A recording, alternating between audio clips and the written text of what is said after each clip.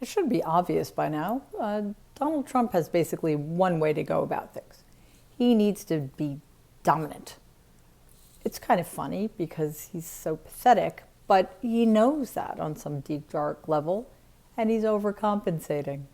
Unfortunately, thanks to a deeply misguided 74 million people, he has power now, too.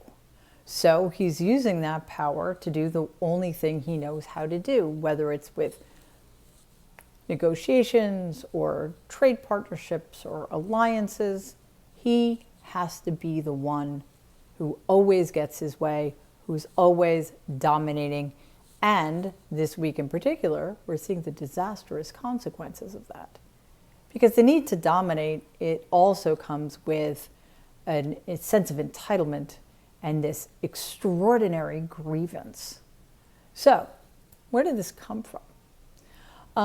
In my family, which is to say my dad's family of origin, weakness was probably the greatest sin of them all. My dad was the oldest son and namesake, and his father, Fred, worried that his oldest son, who was supposed to be the heir to the Trump empire, was more like his own brother, John, who was a scientist and a professor at MIT. You know, soft, not unambitious, but interested in things my grandfather found useless and unimportant. You know, things like physics, for example.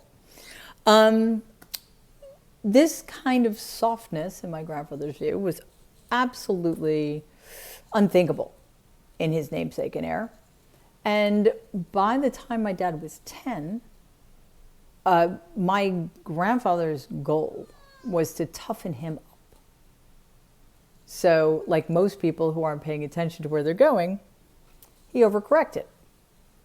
He would he would mock and ridicule his oldest son.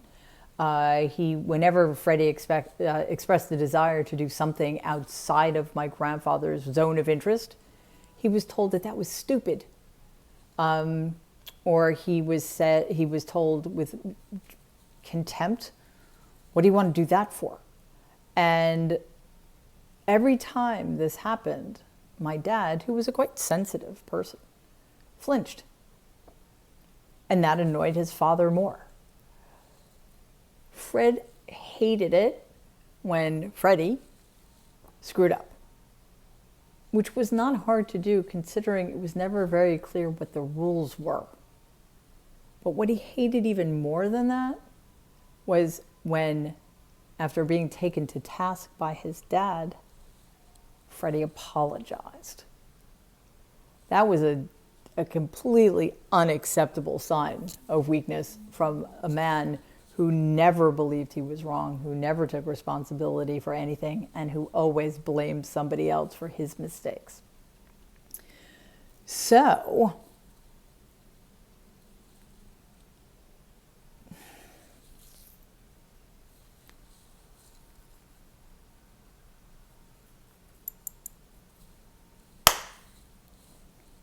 Fred wanted his oldest son to be what he called a killer. I still don't understand what that means because he was in real estate and he rented apartments to middle-class people in Brooklyn and Queens. But that's what he wanted. He wanted a killer. And my dad was temperamentally the opposite of this. So by ridiculing and questioning Freddy constantly, he was essentially, my grandfather was essentially creating a situation in which low self-esteem in his oldest son was almost inevitable because Fred was simultaneously telling his son that he had to be an unqualified success, but he never could be. So Freddy existed within a system that was all punishment and no reward. The other children, especially Donald, who, as it turns out, was going to be next in line, had to have noticed. So the problem for Fred, it wasn't his inability to fix his oldest son that infuriated him. It was the fact that Freddy simply was not who Fred wanted him to be. And there was nothing he could do about that. That infuriated him. That made him, this powerful, dominant man, feel helpless. So, Fred set about dismantling his oldest son by devaluing him, by degrading every single aspect of his personality, by demeaning his son's very real and very impressive natural abilities, until all that was left of Freddy Trump was recrimination, self-recrimination, and a desperate need to please a father who had absolutely no use for him anymore. The only reason Donald escaped the same fate is that his personality, which was forged in deprivation and loneliness and fear when he was a very young child, actually served his father's purposes. That's what sociopaths do. They co-opt others and use them towards their own ends, ruthlessly and efficiently, with absolutely no tolerance for dissent or resistance. Now, it's true, I mean, it looks very different, but we're seeing the effects of this now, that Fred actually destroyed Donald as thoroughly and viciously as he destroyed Freddy. But not by snuffing him out, which is what he did do with his oldest son. Instead, what he did is he short-circuited Donald's ability to develop and experience the entire spectrum of human emotion. So we are currently saddled with a so-called leader who experiences anger, rage, humiliation, grievance, and who takes a great pleasure in the suffering of other people, but nothing else. That's terrifying. Because by limiting Donald's access to his own feelings and rendering many of them absolutely unacceptable to him, like vulnerability, joy, Fred perverted his son's perception of the world and damaged his ability to live in it. I think we're seeing where this is going. So Donald's capacity to be his own person, rather than an extension of his father's ambitions, became severely limited. So whenever Freddy deviated even slightly from Fred's often unspoken expectations, he ended up humiliated and shamed. Donald would try something completely different because, again, he was 7.5 years younger. He had the benefit of Freddy's horrible experiences.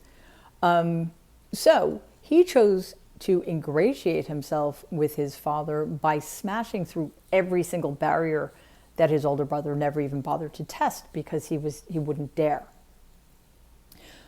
Donald knew that when Freddy flinched, he would just have to shrug it off.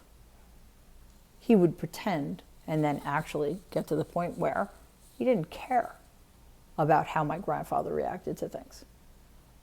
He would take what he wanted without asking permission, not because he was brave, mind you, but because he was afraid not to, because he had seen what happened to Freddy when Freddy tried to play by rules that didn't exist within the family. Now, whether Donald understood this underlying lesson or not, Fred did. His father certainly did.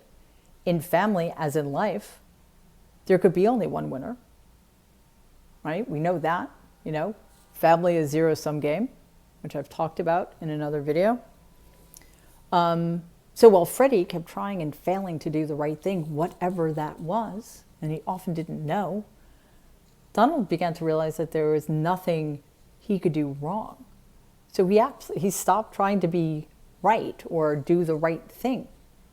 He became bolder, he became more aggressive, because he was rarely challenged by his father. He was practically never held to account by the only person in the world who mattered, Fred.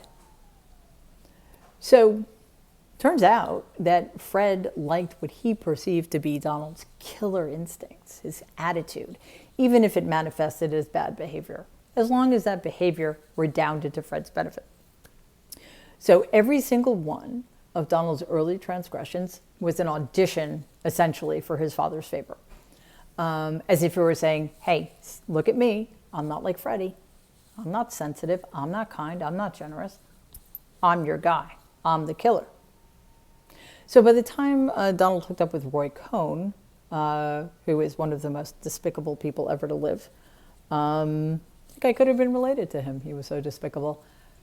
Donald was already very well versed in the idea that one should never own up to one's mistakes. Or, I mean, maybe a better way of putting it is that he got to the point where he would never, ever, ever admit he was wrong about anything, because in his mind he was never wrong.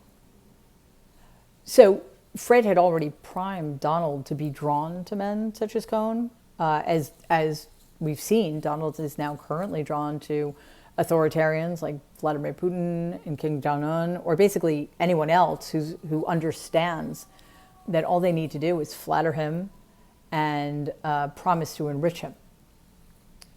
Like many men of Cohn's vicious temperament, he wasn't subject to any rules. And like my grandfather before him, he nurtured in Donald the absolutely worst aspects of his character. The arrogance, the grievance, the false sense of superiority, and the cruelty. Again, this led to a person who is incapable of being wrong, but also must always dominate any situation he's in, because if he doesn't, if he gives in, if he tries to see things from somebody else's perspective, that would be weakness. That would expose him in a way he cannot afford to be exposed. Because again, he knows he has to be dominant because he's so weak. And that leaves all of us horribly vulnerable, because in addition to all of that, of course, he doesn't know what he's doing. And it is unfathomable to him that there are other people in the world who are not willing to play this game, who understand dominance politics much better than he does, and who also understand that sometimes it's not the stick that works. So we're in a situation now where Donald thinks that he's in charge, and he thinks that he has the upper hand. But because he doesn't understand how these things work at all, he's the one being dominated, and we're the ones who are going to lose.